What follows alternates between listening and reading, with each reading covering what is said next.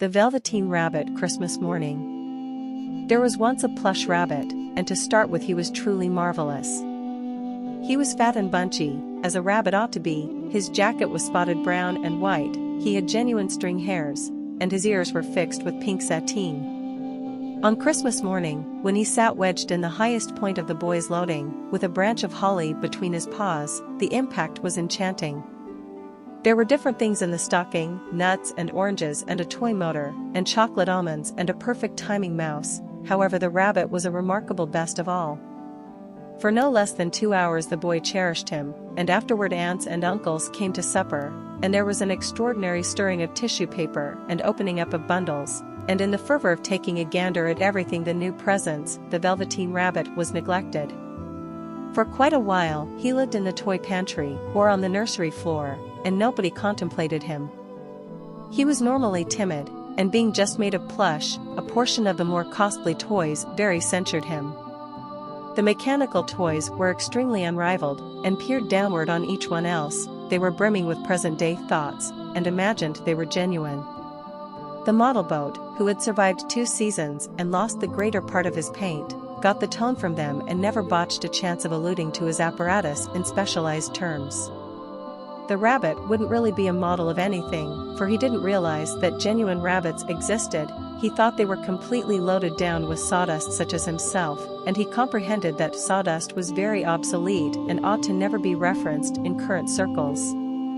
Indeed, even Timothy, the jointed wooden lion, who was made by the incapacitated warriors, and ought to have had more extensive perspectives, put on an act and imagined he was associated with government.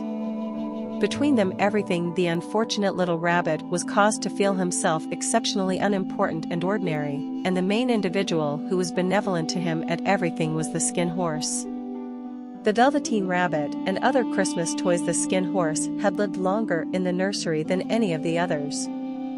He was old to the point that his earthy-colored coat was uncovered in patches and showed the creases under, and the greater part of the hairs in his tail had been pulled on a mission to string dab neckbands.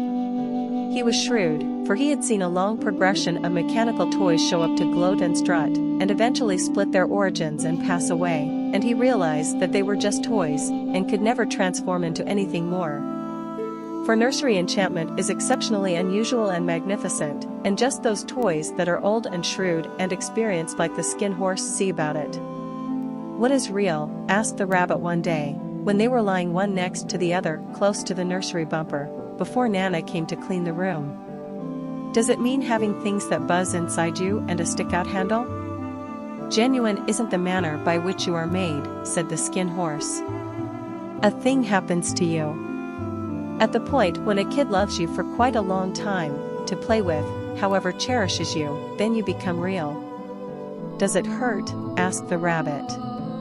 "Now and again," said the Skin Horse, for he was generally honest.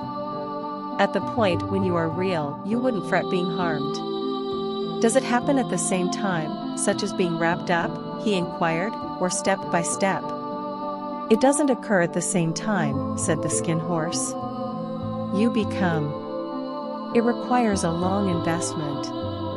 That is the reason it doesn't frequently end up peopling who break effectively, or have sharp edges, or who must be painstakingly kept. By and large, when you are real, the vast majority of your hair has been cherished off and your eyes nonconformist, and you get free in the joints and extremely decrepit. Yet, these things don't make any difference whatsoever, on the grounds that once you are real, you can't be monstrous, but to individuals who don't have any idea." "I guess you are real," said the rabbit. And afterward he wished he had not said it, for he thought the Skin Horse may be delicate. However, the Skin Horse just grinned. "The boy's uncle made me real," he said. "That was a considerable number of years prior, yet when you are real, you can't become unbelievable once more. It goes on for consistently." The rabbit moaned. He figured it would be quite a while before this wizardry called real happened to him. He yearned to turn out to be real, to understand what it seemed like, but becoming ratty, and it was somewhat miserable to lose his eyes and bristles. He wanted that he could become it without these awkward things happening to him. There was an individual, called Nana, who governed the nursery. Once in a while she failed to acknowledge the toys lying about, and in some cases, for not a really obvious explanation whatever, she went plunging about like an extraordinary breeze and hustled them away in pantries. She referred to this as cleaning up, and the toys all detested it, particularly the tin ones. The rabbit didn't care about it so much, for any place he was tossed he descended delicate. One night, when the boy was hitting the hay, he was unable to find the china canine that generally laid down with him. Nana was in a rush, and it was a real problem to chase after china canines at sleep time, so she just looked about her, and seeing that the toy cabinet door stood open, she made a dive. "Here," she said, "take your old bunny. He'll do to lay down with you." And she hauled the rabbit out by one ear, and put him into the boy's arms. That evening, and for a long time later, the Velveteen rabbit dozed in the boy's bed. At first he thought that it is fairly awkward, for the boy embraced him extremely close, and in some cases he turned over on him, and some of the time he pushed him such a long ways under the cushion that the rabbit could hardly relax. Furthermore, he missed those long twilight hours in the nursery, when all the house was quiet, and his discussions with the skin horse. In any case, very soon he developed to like it, for the boy used to converse with him, and made decent passages for him under the bedclothes that he said resembled the tunnels the genuine rabbits lived in. Also, they had impressive games together, in murmurs, when Nana had disappeared to her dinner and left the nightlight consuming on the mantelpiece. Also, when the boy dropped off to rest, the rabbit would cuddle down close under his little warm jawline and dream, with the boy's hands fastened close round him the entire evening. Thus time went on, and the little rabbit was exceptionally blissful, so glad that he never saw how his delightful plush fur was getting shabbier and shabbier, and his tail coming unsewn, and every one of the pink focused on his nose where the boy had kissed him. Spring came, and they had long days in the Velveteen Rabbit's blissful and adored garden, for any place the boy went the rabbit went as well. He had rides in the work cart, and picnics on the grass, and beautiful pixie cottages worked for him under the raspberry sticks behind the blossom line. Also, once, when the boy was summoned out of nowhere to go out to tea, the rabbit was forgotten about on the yard until long after nightfall, and Nana needed to come and search for him with the candle on the grounds that the boy couldn't nod off except if he was there. He was wet through with the dew and very natural from plunging into the tunnels the boy had made for him in the blossom bed, and Nana protested as she took him off with an edge of her cover. "You should have your old bunny," she said. "Extravagant, all that coral for a toy." The boy sat up in bed and loosened up his hands. "Give me my bunny," he said. "You mustn't say that. He isn't a toy. He's real." At the point when the little rabbit heard that he was blissful, for he realized that what the skin horse had said was valid finally. The nursery enchantment had happened to him, and he was a toy no more. He was real. The boy himself had said it. That evening, he was too glad to even think about dozing, thus much love mixed in his little sawdust heart that had practically burst. Furthermore, into his boot-button eyes, that had some time in the past lost their clean, there came a look of shrewdness and magnificence, so that even Nana saw it next morning when she got him, and said, "I proclaim on the off chance that that old bunny hasn't got a seriously knowing articulation." That was a superb summer. Close to the house where they resided there was a wood, and in the long June nights the boy got a kick out of the chance to go there after tea to play. He took the Velveteen Rabbit with him, and before he strayed to pick blossoms, or play at rascals among the trees, he generally made the rabbit a little home someplace among the bracken, where he would be very comfortable, for he was a compassionate young man and he loved Bunny to be agreeable. One night, while the rabbit was lying there alone, watching the insects that raced forward and backward between his velvet paws in the grass, he saw two peculiar creatures creep out of the tall bracken close to him. They were rabbits such as himself, however very shaggy and pristine. They'd probably been very well the Velveteen Rabbit plays, for their creases didn't show by any means, and they changed shape in an eccentric way when they moved. Brief, they were long and slender, and the following moment fat and bunchy, rather than continuously remaining as similar as he did. Their feet cushioned delicately on the ground, and they crawled very near him, jerking their noses, while the rabbit gazed hard to see which side the perfect timing stood out. for he realized that individuals who bounce by and large have something to wrap them up. However, he was unable to see it. They were obviously another sort of rabbit by and large. They gazed at him, and the little rabbit gazed back. And all the time their noses jerked. "How about you get up and play with us?" one of them inquired. "I don't feel like it," said the rabbit, for he would have rather not made sense of that he had no precision. "Ho," said the fuzzy rabbit. "It's pretty much as simple as anything." And he gave a major jump sideways and remained on his rear legs. "I don't really accept that you would be able," he said. "I can," said the little rabbit.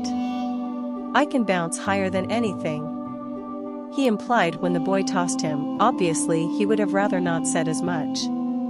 "Might you at any point jump on your rear legs?" asked the fuzzy rabbit. That was a horrible inquiry, for the Velveteen rabbit had no rear legs by any means. The rear of him was made safely, similar to a pincushion. He stood by in the bracken, and trusted that different rabbits wouldn't take note. "I would rather not," he said once more. Be that as it may, the wild rabbits have exceptionally sharp eyes.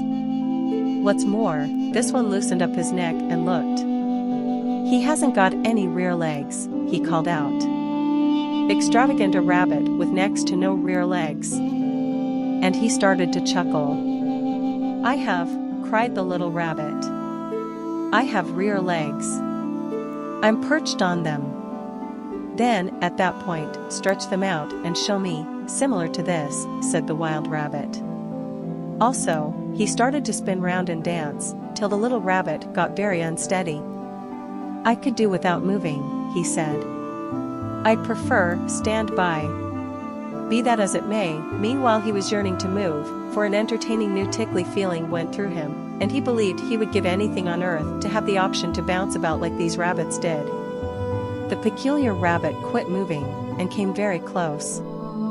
He came so close this time that his long hairs brushed the Velveteen rabbit's ear, and afterward he crumpled his nose unexpectedly and straightened his ears and bounced in reverse. "He doesn't smell right," he shouted. "He isn't a rabbit by any means. He isn't genuine." "I'm real," said the little rabbit, "I'm real." The boy said as much. And he almost started to cry. All at once there was a sound of strides, and the boy ran past close to them, and with a stamp of feet and a blaze of white tails the two unusual rabbits vanished. "Return and play with me," called the little rabbit. "Goodness, do returned. I realize I am real." However, there was no response, just the little insects hurried forward and backward, and the bracken influenced delicately where the two outsiders had passed. The Velveteen rabbit was in isolation. Gracious, dear, he thought. For what reason did they take off that way? For what reason wouldn't they be able to pause and converse with me? For quite a while he lay extremely as yet, watching the bracken, and trusting that they would return. Be that as it may, they stayed away forever, and by the sun sank lower, and the little white moss vacillated out, and the boy came and conveyed him home. Weeks passed, and the little rabbit became extremely old and ratty, yet the boy cherished him comparably much. He adored him so hard that he cherished every one of his bristles off, and the pink coating to his ears became dark, and his earthy-colored spots blurred. He even started to lose his shape, and he hardly seemed to be a rabbit anymore, but to the boy. To him, he was dependably lovely, and that was all that the little rabbit thought often about. He wouldn't fret how he appeared to others, in light of the fact that the nursery sorcery had made him real, and when you are real, decrepitude doesn't make any difference. And afterward, at some point, the boy was sick. His face became exceptionally flushed, and he talked in his rest, and his little body was hot to the point that it consumed the rabbit when he held him close. Bizarre individuals traveled every which way in the nursery, and a light consumed the entire evening, and through it all the little Velveteen rabbit lay there, stowed away from sight under the bedclothes, and he never blended, for he, the Velveteen rabbit, cherishes the kid and stands by without complaining, for him was apprehensive that assuming that they found him somebody could remove him, and he realized that the boy required him. It was a long fatigued time, for the boy was too sick to even consider playing, and the little rabbit found it fairly dull with nothing to do the entire day. Be that as it may, he cuddled down quietly, and anticipated when the boy ought to be well once more, and they would go out in the nursery among the blossoms and the butterflies and play impressive games in the raspberry shrubbery like they used to. A wide range of wonderful things he arranged, and keeping in mind that the boy lay drowsy, he crawled up near the pad and murmured them in his ear. Also, by and by the fever turned, and the boy improved. He had the option to sit up in bed and see picture books, while the little rabbit snuggled close next to him. Furthermore, at some point, they let him get up and dress. It was a splendid, bright morning, and the windows stood totally open. They had done the boy onto the gallery, enclosed by a cloak, and the little rabbit lay messed up among the bedclothes, thinking. The boy was going to the coastline tomorrow. Everything was organized, and presently it simply stayed to complete the physician's instructions. They discussed everything, while the little rabbit lay under the bedclothes, with simply his head peeping out, and tuned in. The room was to be sanitized, and every one of the books and toys that the boy had played with in bed should be singed. Hurrah, thought the little rabbit. Tomorrow we will go to the ocean side. For the boy had frequently discussed the shoreline, and he needed particularly to see the huge waves coming in, and the little crabs, and the sand palaces. All at once Nana saw him. "What about his old bunny?" she inquired. "That," said the specialist. "Why, it's a mass of red fever microorganisms. Burn it without a moment's delay." "What? Rubbish. Get him another one. He mustn't have that any longer." Thus the little rabbit was placed into a sack with the old picture books and a great deal of trash, and completed to the furthest limit of the nursery behind the fowl house. That was a fine spot to make a huge fire, just the landscaper was excessively bustling all of a sudden to take care of it. He had the potatoes to dig and the green peas to accumulate, yet next morning he vowed to come very early and consume the entire part. That evening the boy dozed in an alternate room, and he had another rabbit to lay down with him. It was a stunning rabbit, all white extravagant with genuine glass eyes, yet the boy was excessively eager to mind definitely about it. For tomorrow he was going to the ocean side, and that in itself was such something magnificent that he could not imagine anything else. And keeping in mind that the boy was sleeping, longing for the coastline, the little rabbit lay among the old picture books in the corner behind the fowl house, and he felt desolate. The sack had been left unfastened, thus by wriggling a piece he had the option to help his head through the opening and post. He was shuddering a bit, for he had forever been accustomed to dozing in a legitimate bed, and at this point his jacket had worn so dainty and ragged from embracing that it was presently not any security to him. Close by he could see the shrubbery of raspberry sticks, developing tall and close like a tropical wilderness, in whose shadow he had played with the boy on former mornings. He thought about those long sunlit hours in the nursery, how blissful they were, and an extraordinary pity came over him. He appeared to see them all pass before him, every more lovely than the other, the pixie hovels in the blossom bed, the calm nights in the wood when he lay in the bracken and the little insects ran over his paws, the magnificent day when he previously realized that he was real. He thought about the skin horse, so savvy and delicate, and all that he had told him. Of what use was it to be adored and lose one's excellence and become real, assuming everything finished this way? Furthermore, a tear, a genuine tear, streamed down his little ratty velvet nose and tumbled to the ground. And afterward something odd occurred. For where the tear had fallen a bloom outgrew the ground, a secretive blossom, not the least bit like any that filled in the nursery. It had slim green leaves the shade of emeralds, and in the focal point of the leaves a bloom like a brilliant cup. It was delightful to such an extent that the little rabbit neglected to cry, and just lay there watching it. Furthermore, as of now the bloom opened, and out of it there ventured a pixie. She was a remarkable loveliest pixie in the entire world. Her dress was of pearl and dewdrops, and there were blossoms round her neck and in her hair, and her face resembled the absolute best bloom of all. What's more, she came near the little rabbit and assembled him up in her arms and kissed him. The beautiful pixie carries sorcery to the story. On his plush nose that was all soggy from crying. "Little rabbit," she said, "don't you know who I am?" The rabbit gazed toward her, and he couldn't help thinking that he had seen her face previously, however he was unable to think where. "I'm the nursery sorcery fairy," she said. "I deal with every one of the toys that the kids have cherished. At the point when they are old and broken down and the youngsters don't require them anymore, then, at that point, I come and remove them with me and transform them into real." "Wasn't I real previously?" asked the little rabbit. "You were real to the boy," the fairy said, "on the grounds that he cherished you. Presently you will be genuine to each one." Furthermore, she held the little rabbit close in her arms and flew with him into the wood. It was light now, for the moon had risen. All the woodland was lovely, and the fronds of the bracken sparkled like iced silver. In the open meadow between the tree trunks the wild rabbits hit the dance floor with their shadows on the velvet grass. However, when they saw the fairy they generally quit moving and remained round in a ring to gaze at her. "I've presented to you another playfellow," the fairy said. "You should be extremely kind to him and train him all he has to be aware in Rabbitland, for he is going to live with you forever and ever." Furthermore, she kissed the little rabbit once more and put him down on the grass. "Run and play, little rabbit," she said. However, the little rabbit stood by briefly and never moved. For when he saw every one of the wild rabbits moving around him, he abruptly recollected about his rear legs, and he didn't believe they should see that he was made safely.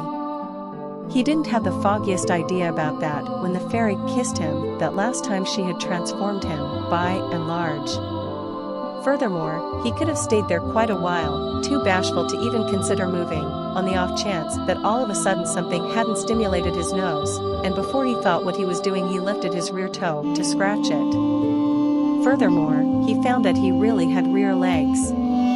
Rather than dirty plush, he had earthy-colored fur, delicate and sparkly, his ears jerked without anyone else, and his hairs were for such a long time that they brushed the grass. He brought one jump, and the happiness of utilizing those rear legs was perfect to such an extent that he went unveiling about the turf to them, hopping sideways and spinning round as the others did, and he developed so invigorated that when finally he halted to search for the fairy she had gone. He was a real rabbit, finally, at home with different rabbits. Fall passed in winter, and in the spring, when the days developed warm and bright, the boy went out to play in the wood behind the house. And keeping in mind that he was playing, 2 rabbits crawled out from the bracken and peeped at him. One of them was earthy-colored everywhere, except the other had odd markings under his fur, like quite a while in the past he had been spotted. The spots actually appeared on the other side. Also, about his little delicate nose and his round, bruised eyes there was something recognizable, so the boy pondered internally. "Why, he very closely resembles my old bunny that was lost when I had red fever." However, he never realized that it truly was his own bunny, returned to take a gander at the kid who had first assisted him with being real. The Velveteen rabbit turns out to be real.